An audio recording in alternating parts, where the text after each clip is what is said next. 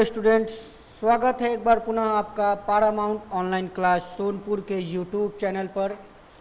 और आज हम बिहार बोर्ड क्लास 10th की गणित में जो बहुपद चैप्टर होता है उसकर लेकर आए हैं बच्चों कि बहुपद में हम लोगों को क्या क्या पढ़ना है और कैसे बहुपद से सवाल आते हैं।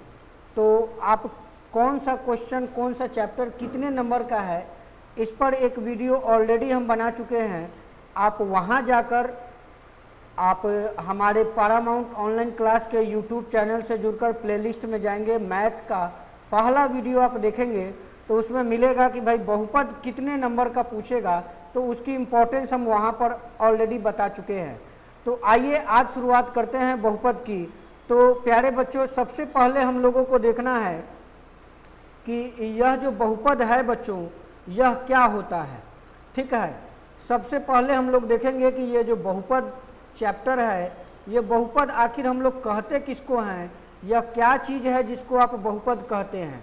तो आइए इसके बारे में थोड़ा सा जानकारी कर लें। लेकिन पहले ही बता दें बच्चों कि बहुपद क्या है, यह क्लास 10th में न अभी तक पूछा गया है और ना ही पूछा जाएगा। ठीक है, लेकिन कॉन्सेप्ट के लिए हम लोगों को क्या रहता है भाई, ज़रूरी है कि इसको हम लोग पढ़ लें, ध्यान रखें कि यह क्या है भाई। आइए शुरुआत करते हैं कि बहुपद क्या है। आप देखेंगे कि बहुपद क्या है भाई, तो बहुपद हम लोग बता रहे हैं कि बहुपद क्या है। बहुपद क्या है भाई, तो प्यारे बच्चों है ये चर, अचर और चर गुणांक तथा ऋणेतर घातांक के जोड़, घटाव, गुणा करने की क्रिया वाले बीजगणितीय व्यंजक को बहुपद कहते हैं। हम समझ सकते हैं कि यहाँ तक रीडिंग कर लिया होगा बच्चा, उसको कुछ पल्ले नहीं पड़ा होगा, उसको कोई चीज़ समझ में यहाँ नहीं आया होगा, ये हमको भी पता है। ठीक है, अब कैसे समझ में आएगा भाई, तो आप देखिए बहुपद क्या होता है भाई। तो बहुपद आप यहाँ से देखिए, बहुपद क्या होता है, 2x के power 5, 4xy Q, 6x square, ये हमारा बहुपद है। ठीक है, ये भी हमारा बहुपद है। तो प्यारे बच्चों, यहाँ पर इसकी हम लोगों को पहचान जरूरी है कि बहुपद की आप पहचान कैसे करते हैं। ठीक है, बहुपद की पहचान कैसे करते हैं ये आपके लिए ज़्यादा ज़रूरी है बच्चों। तो बहुपद की पहचान का तरीका क्या है, तो पहला मेथड क्या है भाई, तो बहुपद का जो घात है, पावर जो है, घात का मतलब क्या हो गया बच्चों, पावर। पावर क्या होना चाहिए, पावर जो है वो निगेटिव नहीं होना चाहिए। बहुपद का घात कभी भी निगेटिव नहीं होना चाहिए। ठीक है, दूसरा रूल फॉलो करेंगे हम लोग। बहुपद में दो चीज़ होता है, चर और अचर। तो प्यारे बच्चों, आप सब जानते होंगे कि चर किसको कहते हैं, तो अल्फ़ाबेट का लेटर जो होता है उसको चर कहते हैं। तो बच्चों अचर किसको कहते हैं, तो अचर कहते हैं कोई भी नंबर को। नंबर वो कैसा भी हो, कुछ भी हो, सारे नंबर अचर होते हैं। तो इसी से नियम बन के आया हुआ है कि चर पर क्या होना चाहिए, चर पर रूट न लगा हो, चर पर रूट न लगा हो, दूसरा नियम हो गया। और ये तीसरा नियम हमारा क्या है बच्चों, बहुपद का तीसरा नियम क्या है भाई, तो बहुपद का तीसरा नियम कहता है कि चर जो है, चर बटा में नहीं होना चाहिए। बटा का मतलब नीचे नहीं लिखा होना चाहिए, चर बटा में न हो। ठीक है, यूँ कह सकते हैं आप कि ये भाई 3 गोल्डन रूल है, इसको याद कर लीजिए। और इसको याद करने के बाद एग्जाम में आपको 1 से 2 मार्क्स श्योर है बच्चों।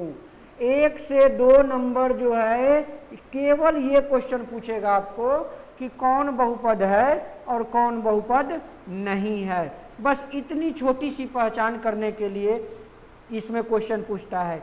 लाइक हम आपसे क्वेश्चन पूछे कि क्या x + 1/x बहुपद होगा, तो कहिएगा सर अकॉर्डिंग टू यू आप कहे हैं कि चर बटा में नहीं होता है और यहाँ पर आप चर बटा में लिख दिए, मतलब बहुपद नहीं होगा।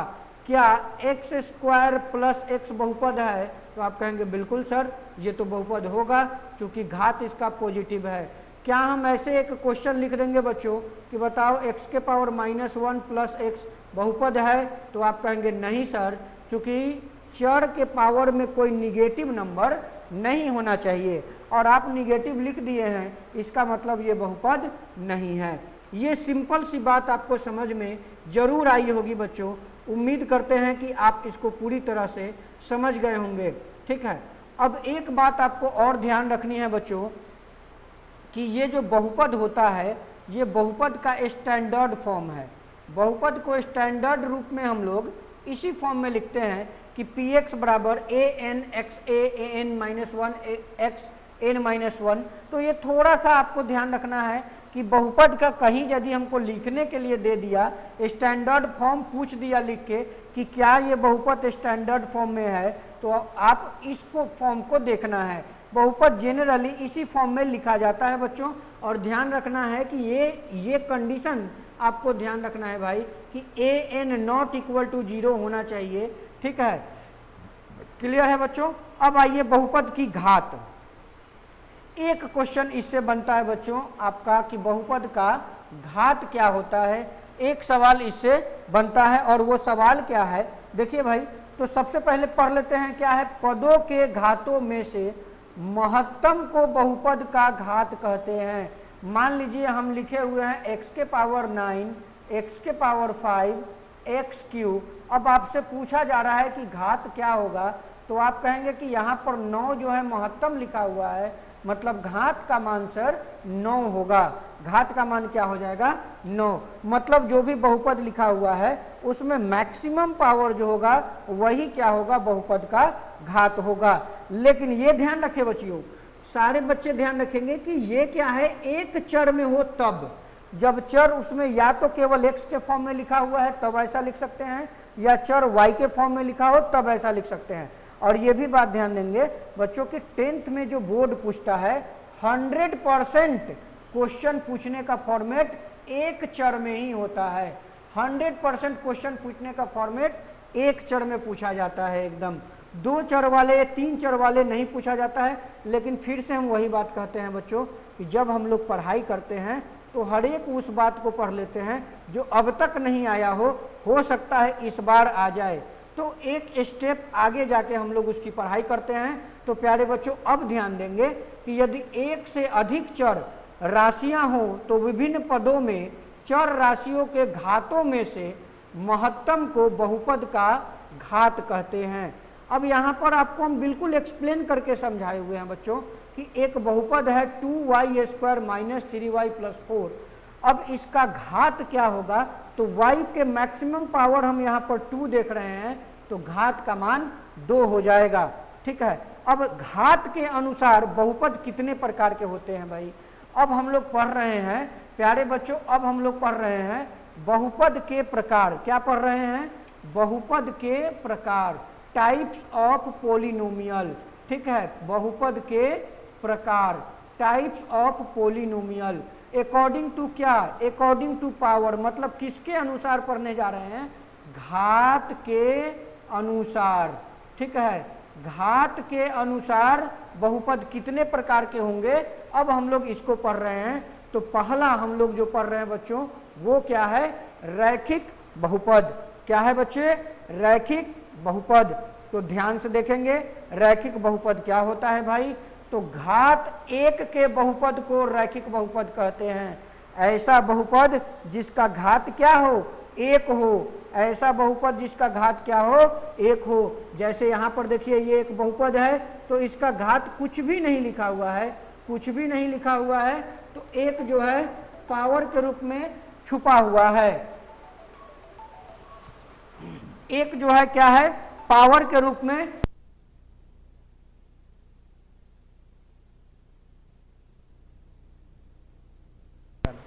हाँ, समझ गए बच्चों। अब देखिए द्विघात बहुपद क्या होता है। द्विघात बहुपद तो कह रहा है कि घात 2 के बहुपद को द्विघात बहुपद कहते हैं। मतलब ऐसा बहुपद जिसका पावर कितना होना चाहिए, 2 होना चाहिए। आप यहाँ पर देखिए बच्चों, इस सारे पर x के पावर 1 छुपा हो सकता है, इस पर भी 1 छुपा हो सकता है। तो ये सारे के सारे क्या हैं भाई, रैखिक बहुपद है। सारे के सारे क्या हैं, रैखिक बहुपद है। अब ध्यान देंगे बच्चों कि एक चर वाले रैखिक बहुपद के आप लोग कमेंट बॉक्स में इसका जवाब जरूर देंगे भाई कि शून्यकों की संख्या क्या होती है। ठीक है, एक चर वाले रैखिक बहुपद के शून्यकों की संख्या क्या होती है? कमेंट बॉक्स में इसका रिप्लाई करेंगे बच्चों कि एक चर वाले रैखिक बहुपद के शून्यकों की संख्या कितनी होती है। क्लियर है बच्चों? आगे बढ़ते हैं हम लोग। घात 2 का बहुपद रहेगा, जैसा कि आपको दिख रहा होगा प्यारे बच्चों कि 2x²। क्या है यहाँ पर? 2x²। मतलब यहाँ पर देखिए घात कितना है? 2 है। यहाँ भी देखिए घात कितना है? 2 है। तो ऐसे बहुपद को द्विघात बहुपद, क्वाड्रेटिक इक्वेशन कहा जाता है, जहाँ पर a, b और c क्या होता है? कोई भी वास्तविक संख्या, मतलब प्लस में, माइनस में, रूट में, कुछ भी हो सकता है बच्चों। ये ध्यान देगा कि a, b, c यदि लिखा हुआ है, वास्तविक संख्या लिखा है, वास्तविक संख्या का मतलब नंबर प्लस में भी, नंबर माइनस में भी, नंबर रूट में भी हो सकता है, नंबर फ्रैक्शन में भी हो सकता है, नंबर मिक्स फ्रैक्शन में भी हो सकता है। क्योंकि इन सारे के सारे क्या हैं बच्चे? वास्तविक संख्या है। सारे के सारे क्या है? वास्तविक संख्या है। कोई दिक्कत परेशानी होगा बच्चों तो आप उसका कमेंट जरूर करेंगे, हम कमेंट पर आपका रिप्लाई 100% जरूर करने वाले हैं बच्चों। आ जाइए, त्रिघात बहुपद क्या होता है? पहले घात के अनुसार जो क्लास 10th के बच्चे हैं, क्लास 10th की बच्चियां हैं, उनको जो पढ़ना है वो इतना ही पढ़ना है भाई, 1 घात, 2 घात और 3 घात। तो त्रिघात बहुपद किसको कहते हैं? थोड़ा सा देखेंगे, जानेंगे, समझेंगे त्रिघात बहुपद क्या है भाई। ठीक है, देखिए त्रिघात बहुपद, घात 3 का बहुपद त्रिघात बहुपद कहलाता है। ऐसा बहुपद जिसका घात 3 हो उसको हम लोग त्रिघात बहुपद कहते हैं। और व्यापक रूप देखिए भाई, ax² bx² cx plus d, ये व्यापक रूप होता है। अब आप हमको ये बताइए बच्चों कि शून्यकों की संख्या त्रिघात में कितनी होगी? ठीक है, कौन बताएगा बच्चे कि शून्यकों की संख्या कितनी होगी? ठीक है, हम लोग ऐसे आपसे हम ये पूछना चाह रहे हैं बच्चों कि घात 1 वाले, घात 2 वाले। ठीक है, अब आप हमको ये बताइए प्यारे बच्चों, ये बताइए हमको कि शून्यकों की संख्या पर आपकी क्या कमेंट्स है? बताएंगे भाई, शून्यकों की संख्या। अच्छा, शून्यकों की संख्या पर आप क्या कह रहे हैं? सबसे 1 नंबर में बताइए भाई कि रैखिक, 1 नंबर में कमेंट करके बताना है कि रैखिक बहुपद का कितना शून्यक होता है। ठीक है, 2 नंबर में कमेंट करके बताना है द्विघात बहुपद का कितना शून्यक होता है। ठीक है, द्विघात बहुपद का कितना शून्यक होता है। और तीसरे नंबर पर कमेंट करके आपको बताना है बच्चों कि त्रिघात बहुपद का, क्या बताना है आपको? त्रिघात बहुपद का कितना शून्यक होता है। ठीक है, त्रिघात बहुपद का कितना शून्यक होता है। क्लियर है बच्चे? क्या बताना है आपको कि त्रिघात बहुपद का कितना शून्यक होता है। तो बच्चों, प्यारे बच्चों, राज दुलारे बच्चों, आपको ये ध्यान रखना है कि रैखिक बहुपद में 2 तरीके से सवाल किया जा सकता है आपसे। क्या क्या कह सकता है भाई कि एक चर वाला हो तब। पहला होगा एक चर वाला हो तो उसको एक शून्यक होगा, और दूसरा हो जाता है 2 चर वाला रैखिक बहुपद। क्लास 10th में दोनों पढ़ना है बच्चों। हालांकि एक चर वाला बहुपद जो है वो 9th का हिस्सा है, लेकिन 10th में भी पूछा जाता है क्वेश्चन, ध्यान रखेंगे। 2 चर वाला होगा, ठीक है, 2 चर वाला होगा तो उसका कितना शून्यक होगा? इनफाइनाइट, अनंत शून्यक होगा। इनफाइनाइट अनंत शून्यक होगा। द्विघात बहुपद के 2 शून्यक होगा और त्रिघात बहुपद के 3 शून्यक होगा। तो 2 शून्यक रहता है तो एक को अल्फा कहते हैं बच्चों और एक को बीटा, और इसमें 3 शून्यक रहता है तो एक को अल्फा कहते हैं, दूजे को बीटा कहते हैं, और तीसरे को बच्चों, प्यारे बच्चों, गामा कहते हैं। क्या कहते हैं? गामा। 3 शून्यक, अल्फा, बीटा एंड गामा। ये पॉइंट आपको जरूर क्लियर हुआ होगा बच्चों। ठीक है, बिल्कुल ध्यान से पढ़िए। एक भी चीज आपके इससे बाहर पूछ दे तो पारामाउंट ऑनलाइन क्लास का नाम आप जो कहिएगा वो बदल दिया जाएगा। 100% आपको जो पढ़ाएंगे वही पूछा जाएगा, उससे बाहर नहीं कुछ आने वाला है। ठीक है, अब ध्यान दीजिए बच्चों कि बीजीय बहुपद क्या होता है भाई। बीजीय बहुपद किसको कहते हैं, तो देखिए आप इसका नाम भी हमको लगता है कि बहुत सारे बच्चे इसमें से बीजीय बहुपद से बिल्कुल अवेयर नहीं होंगे, परिचित नहीं होंगे कि सर ये नया नाम आप ले रहे हैं कि अलजेब्रिक पोलिनोमियल। हम तो अभी तक रैखिक द्विघात त्रिघात ही पढ़े थे सर। ठीक है, तो भाई आप जो पढ़े थे उसको भूल जाइए, आप हमारे थंबनेल को देखिए, हम लोगों ने क्या लिख के रखा है भाई कि पारामाउंट ऑनलाइन क्लास के सारे वीडियो को देख लीजिए, उसको कर लीजिए, समझ लीजिए, और उसके बाद यदि 90% आपका स्कोर नहीं हुआ तब आप हमको फ़ोन कॉल जो करना है फ़ोन कीजिए, क्यों नहीं आया हम देखते हैं कि कैसे नहीं आएगा बच्चों। एकदम 100% गारंटी है, आप इस वीडियो को पूरा कंप्लीट कीजिए और 90% नंबर आएगा। ठीक है, पूरे वीडियो को अच्छे से देखना है और जो बता रहे हैं उसको ग्रहण करना है बच्चों, उसको सीखना है। जितना कहेंगे प्रैक्टिस करने के लिए उतना प्रैक्टिस करना है, और तब ईमानदारी से आप हमारा साथ दीजिए, आपका स्कोर जो है 90+ होगा बच्चों। ठीक है, आइए भाई हम लोग अब पढ़ रहे हैं बीजीय बहुपद क्या है। तो चर एवं अचर बहुपद को शामिल करने से जो प्राप्त हो जाए उसे बीजीय बहुपद कहा जाता है भाई। चर एवं अचर से, तो चर क्या है भाई, x है, और अचर को शामिल करना है तो +2, तो ये क्या हो गया भाई, बीजीय बहुपद हो गया। इसी को हम लोग क्या कह देंगे, बीजीय बहुपद। क्या कह देंगे बच्चे, बीजीय बहुपद। क्या कहेंगे, बीजीय बहुपद। कोई परेशानी नहीं होना चाहिए। अब देखिए यहाँ पर हम आपके लिए एकदम बेहतर ढंग से समझने के लिए बिल्कुल बेहतर प्रयास किया गया है भाई कि आपको सब कुछ समझ में आए। ठीक है, आप इस इक्वेशन को देखिए भाई, हालांकि इक्वेशन इसको कहेंगे नहीं, आइडेंटिटीज कहेंगे अभी भाई। ठीक है, इक्वेशन के लिए इक्वल का सिंबल अनिवार्य होता है। ठीक है, फिलहाल देखिए बच्चों क्या है, यहाँ पर जो पावर 2 है इसको हम लोग एक्सपोनेंट कहते हैं, मतलब ऐसे लिखा हुआ है 2x² y z। तो ये जो ऊपर में लिखा होगा इस ऊपर वाले को ऑलवेज हम लोग क्या कहेंगे, एक्सपोनेंट कहेंगे। ऊपर वाले को क्या कहेंगे, एक्सपोनेंट कहेंगे। और यहाँ पर जो बगल में लिखा हुआ है 5 इसको क्या कहेंगे, कोफिशिएंट। बगल में लिखा हुआ है 5 उसको क्या कहेंगे, कोफिशिएंट। और ये जो अल्फ़ाबेट का लेटर दिख रहे हैं आप x² और y, ये इन दोनों को हम लोग क्या कहेंगे, वेरिएबल कहेंगे। ठीक है, और यहाँ पर जो नंबर दिख रहा है बच्चों, नंबर, इस नंबर को कहेंगे कांस्टेंट। इस नंबर को क्या कहेंगे, कांस्टेंट। मतलब एक इक्वेशन दे रखा है, और देखिए एक बात और है, यहाँ पर एक प्लस सिंबल है और एक माइनस सिंबल है। तो इन प्लस और माइनस सिंबल को क्या कहते हैं, ऑपरेटर।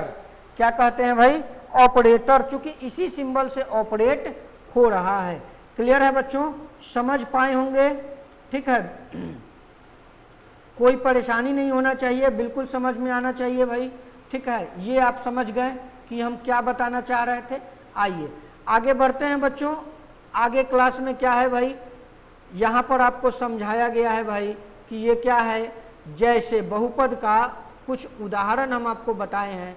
अब देखिए भाई, बहुपद के कुछ टाइप्स और भी हैं।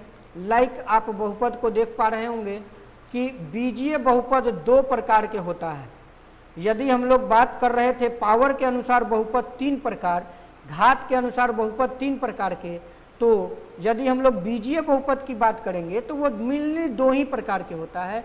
एक होता है अचर बहुपद, एक को कहते हैं अचर बहुपद। तो बहुपद में का ऐसा पद जिसका मान हमेशा स्थिर रहता है, मतलब संख्या को हम लोग अचर पद कहते हैं भैया। ये समझ के रखना है मेरे प्यारे बच्चों, मेरे साथियों, कि ये जो संख्या नंबर जो देख रहा है ये सब अचर है बच्चों। ये सब क्या है, अचर है, क्योंकि इनका मान कभी भी चेंज नहीं करेंगे। चेंज करेंगे क्वेश्चन ही चेंज हो जाएगा। ठीक है, अब नोट में ये जो बात लिखा है वो बात आपको एग्जाम में आने वाले प्रश्न होते हैं। ठीक है, कि अचर बहुपद वास्तविक या काल्पनिक दोनों संख्या हो सकता है। इसका मतलब क्या है भाई कि अचर के जगह पर प्लस में भी, अचर के जगह पर पॉजिटिव भी रह सकता है, निगेटिव भी हो सकता है, और साथ में रूट वाली संख्या भी हो सकती है, रूट लगा हो ऐसी संख्या भी हो सकती है। इतना बात आप लोगों को ध्यान रखना है भाई।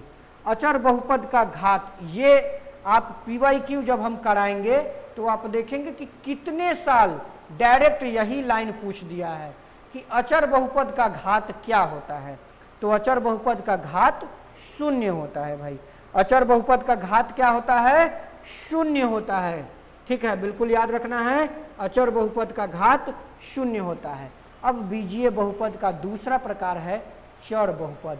ठीक है, बहुपद का ऐसा पद जिसका मान हमेशा बदलता रहता है, इसका मान हमेशा बदलता रहता है। जैसे यहाँ पर एक्स स्क्वायर से इक्वेशन बनाया है, ठीक है, तो हम इसको लिख सकते हैं Y square plus 4y plus 2।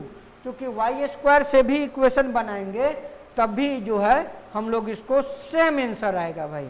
y के साथ इक्वेशन बनाएंगे तब भी इस क्वेश्चन का सेम आंसर आएगा। ठीक है, क्लियर है? अब देखेंगे भाई, क्या चर बहुपद कभी भी काल्पनिक हो सकता है? तो नहीं। देखिए, एकदम 100% बात पूछने वाली है कि जो चर है वो क्या काल्पनिक हो सकता है क्या? तो चर बहुपद कभी भी काल्पनिक नहीं होता है। याद रखना है, क्या चर बहुपद कभी काल्पनिक हो सकता है? आंसर करना है नहीं। ठीक है, अब देखिए, एक वास्तविक संख्या के बहुपद px का शून्य कहलाती है यदि pk का मान 0 हो जाए। ठीक है, यदि ऐसा लिखा हुआ है कि p2 बराबर 0, तो आप कहिएगा कि 2 क्या है? तो 2 जो है वो शून्यक है। ये 2 क्या है? शून्यक है भाई। ठीक है, मतलब जिसको बराबर में 0 दिया रहेगा वो बहुपद का शून्यक होगा। अच्छा, ध्यान रखोगे बच्चों कि ये 2 है तो ये 2 प्लस में है, तो ये कब आया होगा? यदि x माइनस 2 बराबर 0 हम लोग लिखे होंगे तब 0, ये x का मान 2 आया होगा। और यदि यहाँ पर माइनस दिख जाए बच्चों, इसका मतलब है कि ये प्लस लिखा होगा और तब बराबर 0 बैठाया होगा बच्चों। ये ध्यान रखना है भाई कि यदि क्वेश्चन में यहाँ पर प्लस हो तो हम लोग उसका शून्यक लिखेंगे तो माइनस लगा देंगे, और यदि यहाँ पर माइनस हो तो शून्यक लिखेंगे तो प्लस लगा देंगे। इतनी छोटी सी बात आपको ध्यान रखनी है, नहीं तो आपका आंसर जो है, एग्जामिनर आपसे भी ज़्यादा चतुर है बच्चों। एग्जामिनर क्या करता है?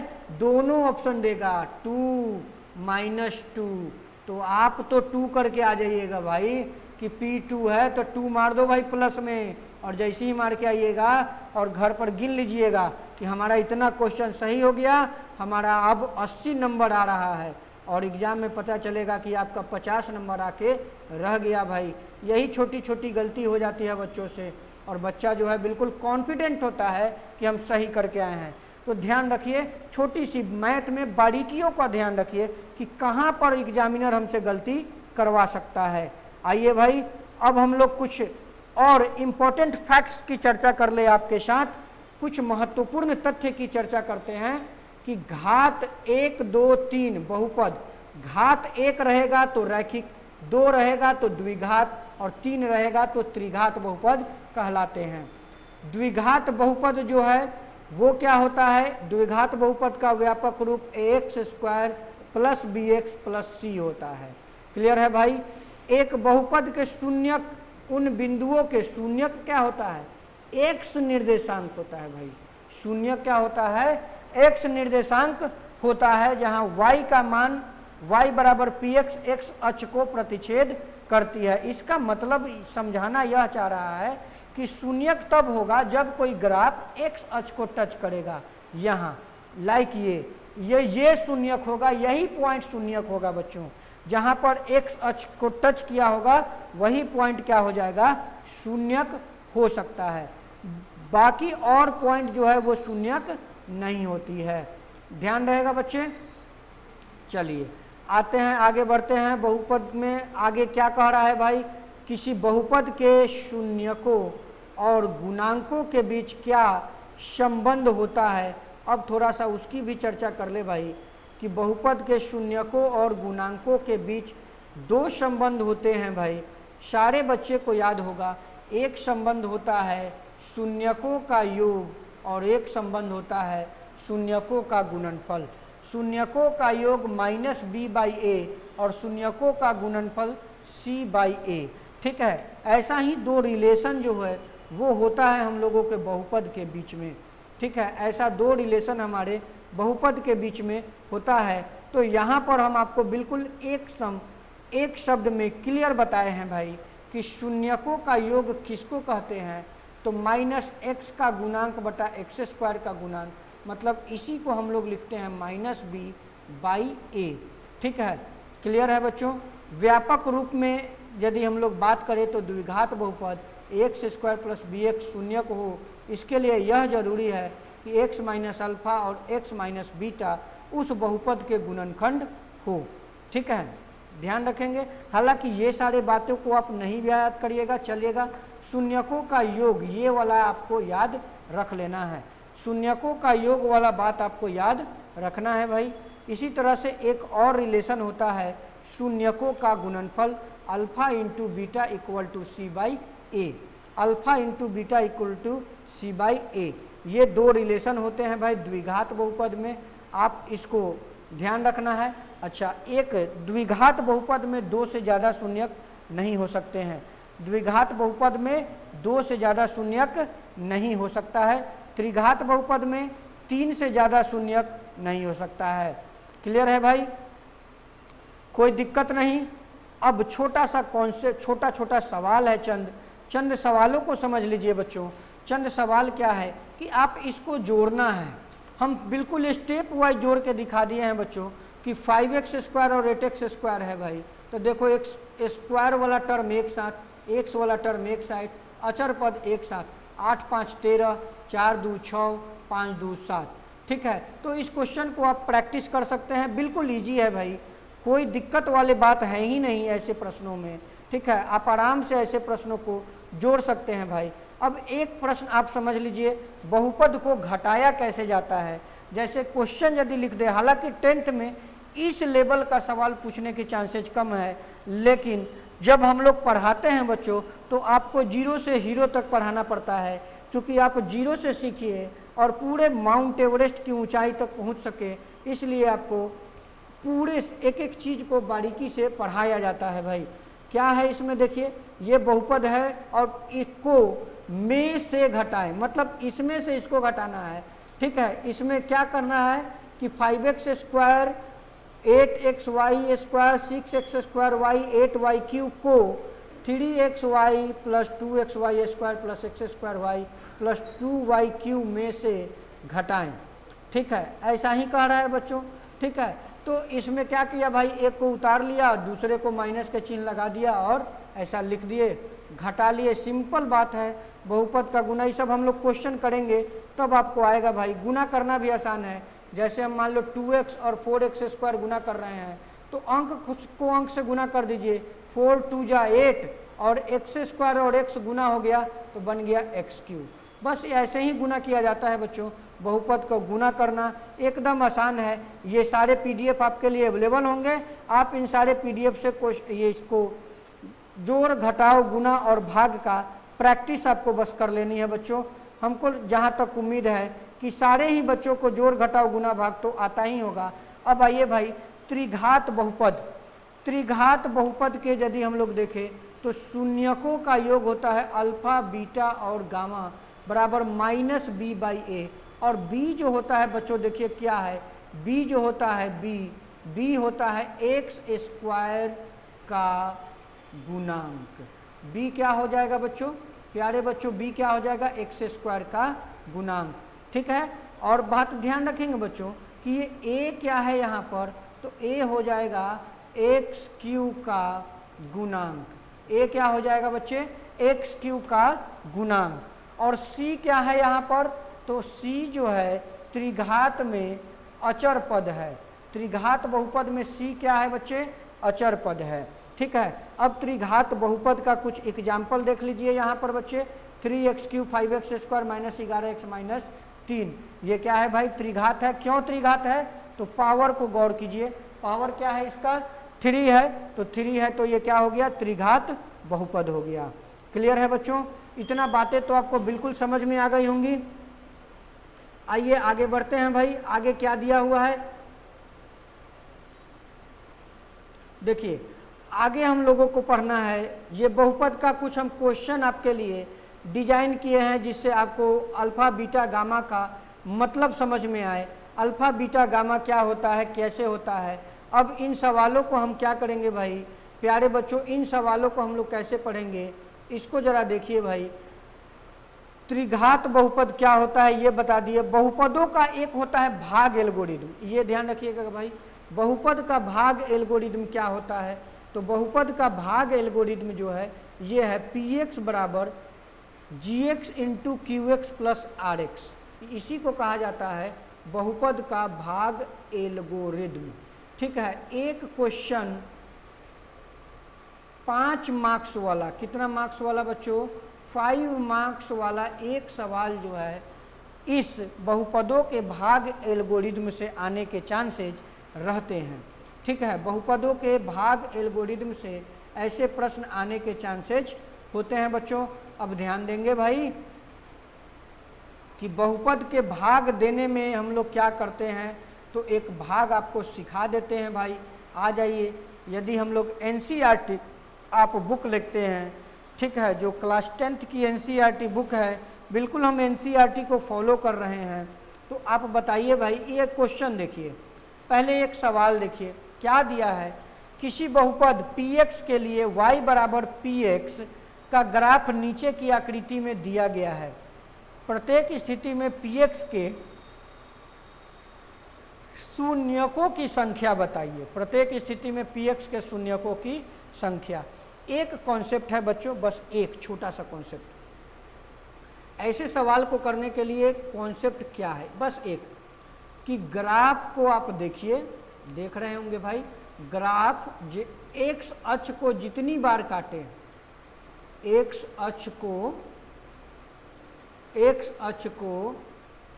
जितनी बार काटे, एक्स अक्ष को जितनी बार काटे उतनी ही शून्यक होता है, उतनी ही शून्यक होता है। बस ये आपको ध्यान रखना है भाई कि एक्स अक्ष को कोई ग्राफ जितना बार काटेगा उतना ही शून्यक होगा। तो पहले में देखिए ये एक्स अक्ष को काटा ही नहीं तो शून्यक हो गया 0। यहाँ एक जगह पर काटा तो 1, ये एक यहाँ और एक यहाँ, 2 जगह पर काटा तो 2। अभी समझ गए होंगे बच्चों। रेस्ट क्वेश्चन आप खुद ही कर सकते हैं। ठीक है, इतना तो हमारे बच्चे अब समझदार हो गए होंगे भाई। आप इस ग्राफ में कमेंट कर दीजिए भाई कि इस ग्राफ में आपको शून्यक क्या लग रहा है। ठीक है, बिल्कुल विजुअल एकदम आराम से स्क्रीन पर देखिए और आंसर कर दीजिए कि इस ग्राफ में आपको शून्यक क्या नजर आ रहा है बच्चों। तो आप आराम से कह सकते हैं सर ये जो है एक्स अक्ष को एक भी बार नहीं काटा है तो शून्यकों की संख्या 0। हम आपसे पूछ दें कि बचाओ तो बच्चा इस ग्राफ में शून्यकों की संख्या, तो आप क्या कहेंगे बच्चे? आप क्या कहेंगे बच्चों? तो आप कहेंगे कि सर देखिए आप यहाँ टच किए, यहाँ टच किए, यहाँ टच किए, यहाँ टच किए, तो 1 2 3 4 5 6 7 और ये 8 बार टच किए सर तो 8 शून्यक होगा। ठीक है, 8 बार टच किए सर तो कितना शून्यक हो जाएगा? 8 शून्यक हो जाएगा। क्लियर है बच्चों? कोई दिक्कत कोई परेशानी तो नहीं हो रहा होगा, एकदम समझ में आ रहा होगा बच्चों। तो फिलहाल आज के इस क्लास में इतना ही है भाई, बहुपद के आज के इस क्लास में इतना ही है। आपको यह वीडियो कैसा लगा आप कमेंट बॉक्स में ज़रूर बताएंगे और साथ में यह भी बताएंगे कि आपके लिए यह कंटेंट यूजफुल है या नहीं है। और यूजफुल है तो चैनल को आपको लाइक करना है और सब्सक्राइब करके अपने दोस्तों के साथ शेयर करते रहना है ताकि फ्री में विद्यार्थियों का कल्याण हो सके। और वैसे बच्चे जो चाहते हैं कि हमसे ऑफलाइन जुड़ें तो ऑफलाइन जुड़ने के लिए आपको कुछ नहीं करना है भाई, आप हमारे ऑफलाइन ब्रांच पर आ सकते हैं। उस ब्रांच का नाम भी यही है भाई, पारामाउंट कोचिंग सेंटर। ठीक है, पारामाउंट कोचिंग सेंटर आना है, जो कहाँ पड़ता है भाई, गोला बाजार में पड़ता है। कहाँ पड़ता है, गोला बाजार में पड़ता है। पारामाउंट कोचिंग सेंटर गोला बाजार, बैंक ऑफ बड़ौदा के सामने। ठीक है, बस यहाँ पर आ जाइए और हमसे आप मुलाकात कीजिए, जुड़ सकते हैं। आप कॉल करना चाहते हैं तो हमारे इस नंबर पर आप कॉल करिए 8210365400, और आपको कोई समस्या हो रहा है तो हमसे बात कर सकते हैं। लेकिन चलते चलते हम हर रोज़ यही बात कहते हैं बच्चों कि जहाँ भी रहिए मुस्कुराते रहिए, पढ़ते रहिए और एग्ज़ाम में 90+ के तैयारी करते रहिए। आज के इस वीडियो में इतना ही। धन्यवाद। जय हिंद।